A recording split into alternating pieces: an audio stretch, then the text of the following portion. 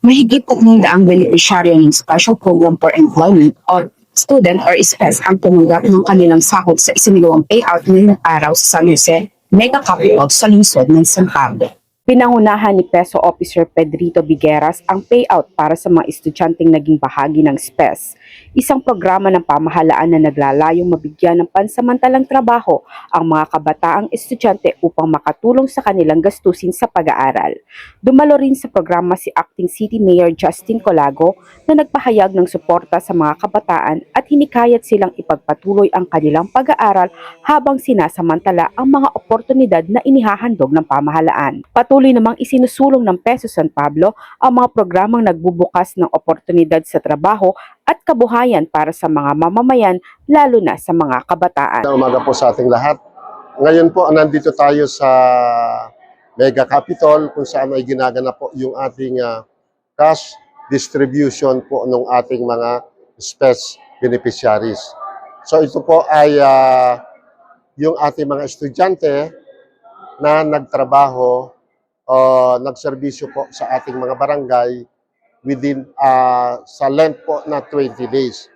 So ngayon po, natapos na po yung kanilang pagsaserbisyo. Ngayon po ay yung kanilang tinatawag nating cash distribution or payout kung saan po sila ay nakatanggap ng tig sa 10,000 piso.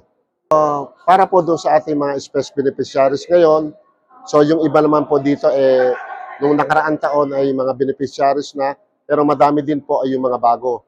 So ang amin pong pagbati sa inyo at congratulations. Sana po yung inyong mga panawagan namin, lagi po namin sinasabi doon sa mga estudyante na sana yung makukuha nila ngayong cash or yung kanilang sweldo ay doon nila ilaan sa kanilang pag-aaral. At least 50% man lang maitulong natin doon sa kanilang mga magulang sa pag-aaral nila. Lagi po namin sinasabi sa kanila na wag munang bumili ng kanilang mga luho sa katawan hanggat maaari ay gamitin nila sa kanilang pag-aaral. Janela Frenzil ay Anggay po.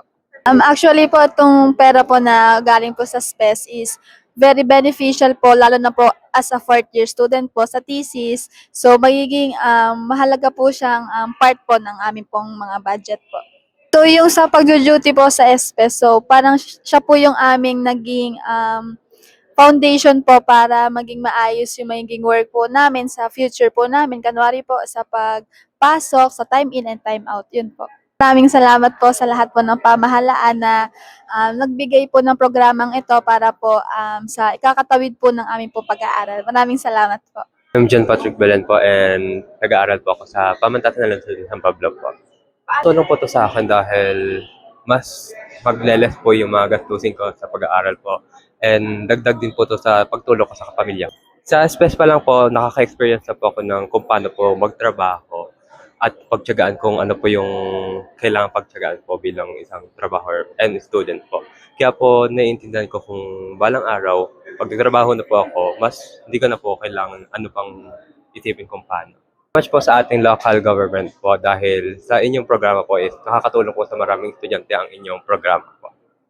Isa po kayo dito sa tanggapan po ng Peso sa pamumuno po ng inyong lingkod, Pedrito Bigueras, o mas kilala po ako sa tawag na ito, sa ilalim po ng tanggapan ng Punong Lungsod, Acting Mayor Justin Gapit Colago, na lagi po kami magseserbisyo sa inyo, sa ating mga SPES at sa ating mga kababayan, lalo na po sa paghahanap ng trabaho.